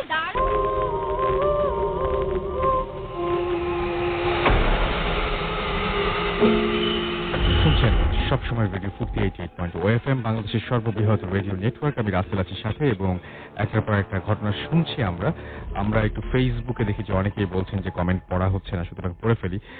লিখেছে সেই ঘটনাটা শুনবো। হ্যালো লিসেনার্স, আমি ফারমান পুরান ঢাকা থেকে এসেছি। তো প্রথমে এবং মাসুম ভাইকে জানাচ্ছি নতুন বছরের অনেক শুভেচ্ছা, এবং সেই সাথে রেডিও ফুর্তি যারা লিসেনার্স আছেন তাদের সবাইকে জানাচ্ছি অনেক শুভেচ্ছা নতুন বছরের। আর আমি আজকে যে প্রথমে ঘটনাটা শেয়ার করব সেটি মূলত আমাদের পুরান ঢাকার একটা ঘটনা, এবং এটা মূলত একটা বাড়ির সাথে মানে রিলেটেড, এবং এটা হচ্ছে আমাদের এক কাজিনের বাসা, এবং এই বাড়িটা হচ্ছে প্রায় অনেক পুরনো, 70 থেকে 80 বছর আগের পুরনো একটা বাসার ঘটনা এটা। এবং বর্তমানে তারা বেশ কিছু মানে প্যারানর্মাল বিষয় তারা ফেস করছে, এবং যেটা হতো যে আগেও বেশ কিছু প্যারানর্মাল ঘটনা ঘটেছে এই বাসার সাথে। এবং এই বাসার যে লোকেশনটা সেটা আমি একটু বলি। এই বাসাটা হচ্ছে আমাদের পুরনো ঢাকার সূত্রাপুর নামক যে এলাকা রয়েছে সেখানে লোহারপুর নামে একটা জায়গা আছে সেখানে, এবং এখানে একটা বড় খাল আছে, এবং এই খালটা মানে একদম সংযোগস্থল হচ্ছে বুড়িগঙ্গা নদীতে, মানে বুড়িগঙ্গা নদীর সাথে কানেক্টেড। এবং এই এক্স্যাক্টলি যে বাসাটার কথা আমি বলবো সেটা হচ্ছে সেই খালপাড়ি বাসাটা রয়েছে, এবং এই বাসাটা মানে যে খালপাড়ের যে জায়গাটাতে অবস্থিত সেই জায়গাটাতে মানে কিছু ঝোপঝাড় এবং জংলার মতো বেশ কিছু জায়গা রয়েছে এখনো। এবং যখন আগে যে ঘটনাগুলো ঘটতো তখন ম্যাক্সিমামই দেখা যেত যে এই স্পেসিফিক লোকেশনটাতেই ঘটতো, এবং তখন যে দেখা যেত যে মানে এত জনবসতি ঘন ছিল না, দেখা যেত যে এই জায়গাটায় আরো বেশি মানে বন জঙ্গল ছিল, গাছপালা ছিল। তো তখন আরো বেশি প্যারানর্মাল বিষয়গুলো এই বাসার লোকজন ফেস করতো। এবং এই বাসার যে একটু বর্ণনা দিব আমি, বাসার যে নদীর একটা সাইডে যে বাসাটা মানে আছে সেটার এবারে একটা বারান্দা রয়েছে যেটা একদম নদীর পাশে, মানে বারান্দায় গেলে নদী দেখা যায়, অনেক বড় একটা বারান্দা, এবং এই ঠিক বাম পাশে হচ্ছে সেই খালপাড়। তো প্রথমে একটু শুরু করে আমি পুরান একটা ঘটনা দিই। পুরান ঘটনাটা হচ্ছে এরকম যে এই বাসায় তো অনেক লোকজন থাকতো এক সময়, এবং যেটা হতো যে অনেক সার্ভে নিয়ে বাসায় কাজ করতো তারা, যেটা হতো যে প্রত্যেকদিন রাত্রে এই যে বারান্দার কথাটা আমি বললাম যেটা একদম নদীর পাশে, নদী দেখা যায়, তো এখানে রাত্রে এসে তারা ঘুমাতো। তো এখানে তারা যখন রাত্রে ঘুমাতো এর মধ্যে একজন সার্ভেন্ট যেটা হয় যে রাতের বেলা হঠাৎ করে ঘুম ভেঙে যায়, এবং ঘুম ভেঙে যাওয়ার পরে উনি যেটা ফিল করে যে বারান্দা দিয়ে মনে হচ্ছে যে কেউ একজন হেঁটে বেড়াচ্ছে, এবং সেটা যদি কোন একটা মানুষের হাঁটার স্টেপ হবে সেটা তো বোঝাই যাবে, সেটা মনে হচ্ছিল যে অনেক ওজনদার কিছু একটা লোক, মানে মানুষ না ঠিক, মানে ওখানে হেঁটে যাচ্ছে, কিন্তু সেটা দেখা যাচ্ছে না কি। কিন্তু সে ভয়ে ভয়ে যেটা করলো যে এক সময় সেটা দেখার চেষ্টা করলো যে আসলে কি, মানে এখান থেকে কি হাঁটতেছে আসলে, তো রাত্রে এখান থেকে হাঁটার শব্দ কোত্থেকে আসতেছে।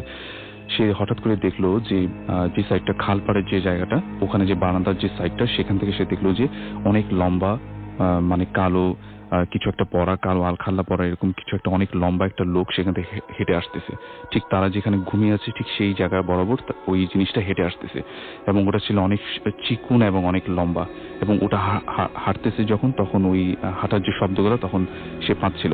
এবং একটা সময় সে যেটা করে যে ভয়ে একটা সময় সে চোখ বন্ধ করে ফেলে, এবং কিছুক্ষণ পরে যেটা হয় যে সে যেটা ফিল করে যে তার হাতের উপর দিয়ে কোনো কিছু মানে তাকে মানে চাপ দিয়ে চলে গেছে এরকম কিছু একটা, এবং সে যখন মানে চিৎকার দেয় তখন সবাই ঘুম থেকে উঠে যায়, এবং সে যেটা বলে যে সবাইকে যে এরকম কিছু একটা সে দেখেছে। এবং ওই দিনই মানে ওই দিন রাত্রে যেটা হয় যে মানে এই ঘটনাটা ঘটার সাথে সাথে মানে তার হাতের যে কনুইটা সেটা ভেঙে যায়, মানে ওটা এতই ওজন ছিল ওটার যে মানে ওটা যখন উপর দিয়ে চলে যায় হাতের উপর দিয়ে তখন তার হাতের কনুইটা ভেঙে যায়।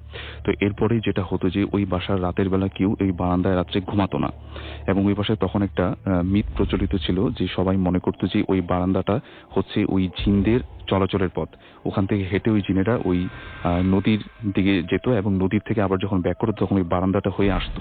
তো এরকম একটা মিথ প্রচলিত ছিল তখন, এবং তারা যেটা করতো যে যখনই মাগরিবের আজান দিত তখনই বারান্দার সব দরজা জানালা বন্ধ করে দিত, এবং এই বারান্দায় কেউ ভয়ে রাতের বেলা যেত না। কিন্তু বর্তমানে যেটা হচ্ছে যে বাসার সবকিছুই আগের মতোই স্ট্রাকচার রয়েছে, কিন্তু বর্তমানে যেটা হয়েছে যে মানে ওই মিটটা এখন আর প্রচলিত নেই। তো দেখা যায় যে বাসার লোকজন চেঞ্জ হয়েছে এবং যেটা হয় যে ওই বারান্দাটা এখন মানে ম্যাক্সিমাম টাইম খোলাই থাকে, তো ওখানে সবাই যায়, এখন আর তেমন একটা কিছু হয় না।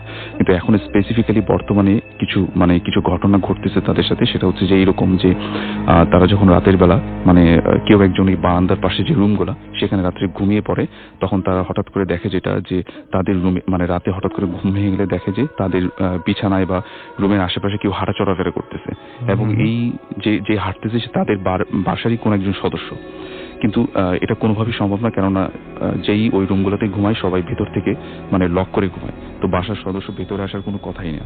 তো তারা যেটা করে যে কোনো কিছু মানে চিৎকার করে না, কিছুই বলে না। যখন সকালবেলা উঠে ওই স্পেসিফিক সদস্যটাকে মানে যাকে সে রাতের বেলা দেখেছিল তাকে যখন জিজ্ঞেস করে, তো তারা বলে যে না, আমি তো এরকম রুমের ভিতরে যাইনি, এটা তো কোনোভাবেই সম্ভব না।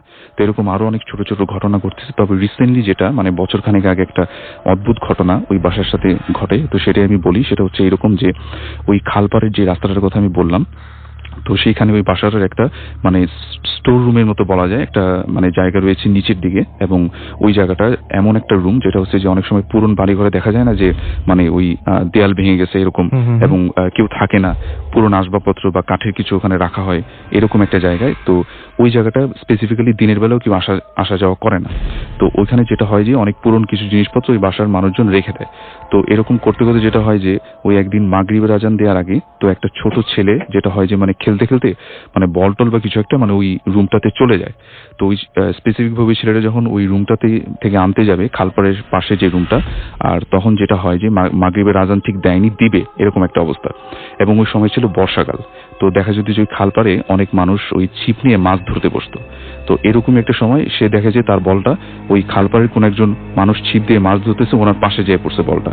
তো দূর থেকে ওই বাচ্চাটা দেখে যে ওই লোকটা মানে নিচু হয়ে মাছ ধরতেছে এরকম মনে হবে, কিন্তু যখন ওই বাচ্চাটা মানে বল নিতে ওই স্পেসিফিক লোকটার কাছে যায়, তখন সে যেটা দেখে যে ওই লোকটার মাথা নেই। তো মাথা ছাড়া একটা মানুষ ওখানে মাছ ধরতেছে। এটা দেখার পরে ওই মানে বাচ্চাটা সেন্সলেস হয়ে যায়। তার মানে ওদের বাসার আশেপাশে এরকম ঘটনা অহরহই হ্যাঁ, ওখানে এরকম একটা মিথ প্রচলিত ছিল, এবং ভয়ে অনেকে ওই দিনের বেলা ওই খালপাড়ের ওই রাস্তাগুলো ইউজ করতো না, এরকম একটা প্লেস যেটা। তো এরপরে ওই বাচ্চা যখন সেন্স ফেরে তখন সে মানে বলে যে এরকম আমি দেখছি এটা সেটা। তো সবাই তো মোটামুটি একটা মিথ যেহেতু প্রচলিত আছে, সবাই এটাকে মানে মনে করছে যে হ্যাঁ আসলে হয়তো বা কিছু আছে। তো এরকম হঠাৎ করে কিছু খুঁটহাট ঘটনা ঘটে। যেমন আরেকটা ছোট একটা ঘটনা বলবো, যেমন ওই বাসাটি 3 তলার একটা রুম আছে, যে রুমটা মানে মোটামুটি প্রায় ম্যাক্সিমাম সময় লক থাকে। তো কেউ যখন মানে ওই রুমটাতে যায়, আমার এক কাজিন ওই রুমটাতে যখন মানে যাবে, তো বাইরের দিক দিয়ে লক করা ছিল, সে যখন লকটা খুলে রুমের ভিতরে ঢুকবে, অবশ্যই রুমের ভিতর লাইট অফ করা, কেউ নেই। তো ঢোকার সাথে সাথে যখন সে লাইটটা অন করে, তখন তার যেটা ফিল হয় যে তাকে অনেকজন 3-4 জন লোক ধাক্কা দিয়ে যদি বেরিয়ে যায়, রুম থেকে বের হলে যেরকম মনে হবে ঠিক সেরকম সে ফিল করে যে তাকে কেউ ধাক্কা দিয়ে গেট দিয়ে মানে 3-4 জন লোক বেরিয়ে গেল, এরকম সে একটা জিনিস ফিল করে, কিন্তু কিছুই নেই, কিছুই ছিল না সেখানে। তো এরকম অনেক ছোট ছোট ঘটনাই বাসার সাথে। আচ্ছা, আমি একটা জিনিস শুনতে চাই, সেটা হচ্ছে আরেকটা জিনিস, আপনি যেহেতু পুরান ঢাকার, আমরা একটু আগে ওই যে অফেয়ারে শুনছিলাম আপনাদের ওইখানে গলাকাটা সাহেব বলে একটা ব্যাপার আছে, এটা কি একটু বলবেন? এটা আসলে মানে এক্স্যাক্টলি আমরা কেউ দেখিনি, কিন্তু আমাদের বাবার কাছ থেকে শুনেছি, দাদার কাছ থেকে শুনেছি যে ওই আমাদের যে আমি যেখানে স্পেসিফিক্যালি থাকি ইংলিশ রোড রায় সাহেব বাজার এলাকায়, ওই বাহাদুর শাহ পার্কের যে ওই রাস্তাটা মানে ওই স্পেসিফিক রাস্তাগুলো অনেক আগের ঘটনা এগুলো। তো ওখানে নাকি দেখতো অনেকে যে রাতের বেলা যদি কোনো কারণে কেউ ঘুম থেকে উঠে মানে রাস্তায় বেরোতো বা কিছু মানে লেট করে বাসায় ফিরলে, বা অনেকে যেটা দেখতো যে গলা কাটা সাহেবের মতো কেউ একজন মানে ওই ঘোড়ার উপর দিয়ে চড়ে চড়ে সেখান দিয়ে যাচ্ছে, এরকম অনেক কিছু দেখতো। কিন্তু তখন তো এত ঘনবসতি ছিল না, তখন লোকজন খুব কম ছিল। তো এরকম অনেকে দেখতো, কিন্তু ভয় আবার সামনে যেত না। তো এরকম অনেক ঘটনায় আমি আমার আব্বুর কাছ থেকে আমি শুনেছি। তো এরকম আরো ঘটনা প্রচলিত রয়েছে, যেমন আমি এটাও শুনেছি যে এইরকম জিনিসটাকে আমাদের মানে ঢাকা শহরের অনেক লোকেশনেই দেখা গেছে। আচ্ছা, গলাকাটা সাহেব সম্পর্কে বাবু ভাই মনে কিছুটা বলতে যাচ্ছিলেন কি? মানে এই ঘটনাটা কিন্তু খুব বেশি শুনি আমি, বেশ প্রচলিত একটা ঘটনা এবং বেশ প্রচলিত একটা ব্যাপার। রাসূল ভাই, এই ঘটনা সম্বন্ধে অ্যাকচুয়ালি এর আগে আমি বলেছি একবার যে এটা পৃথিবীর বিভিন্ন দেশে এই মিথটা প্রচলিত আছে। আমাদের ঢাকা শহরের কয়েকটা জায়গা, যেমন পুরান ঢাকা অঞ্চলে বেশি, যেমন ধানমন্ডি 15 নম্বর এলাকায় আমার শাশুড়ি নিজে দেখেছিল মানে তার বারান্দা দিয়ে যেরকম মানে একটা ঘোড়ার উপর মানুষ যাচ্ছে, মানে তার গলা নাই। আচ্ছা, হ্যাঁ, এছাড়া ওই যে ফার্নান তো বললই যে ইংলিশ রোডের ওখানে মানে দেখা যেত। তো এটা অনেকে বলে যে এই অনেক ব্রিটিশরা ছিল, অত্যাচারী ছিল, তো মানুষ একসময় বিরক্ত হয়ে তাদের অনেককে ডিক্যাপিট করে দিত আর কি। ওকে। এবং পরবর্তীতে নাকি তাদের এরকম মানে অনেককে দেখা যেত যে ঘোড়ার উপরে শহর হয়ে যাচ্ছে, শহর হয়ে হ্যাঁ, যাচ্ছে এরকম নাকি দেখতো। ওকে, এটা পুরান ঢাকার কয়েকটা জায়গায় এরকম শোনা যায় আর কি। এই খুবই অদ্ভুত ব্যাপার। আমাদের আরো একটা বিরতি নিতে হচ্ছে এবং বিরতির পরে আমরা আবারও ফিরে আসছি। সেই পর্যন্ত আমাদের সাথে থাকবেন, কোথাও যাবেন না। স্টে টিউনড রেডিও ফুর্তি এন্ড ডোন্ট স্টপ দ্য ফুর্তি। আহা, কোথায় গেলে?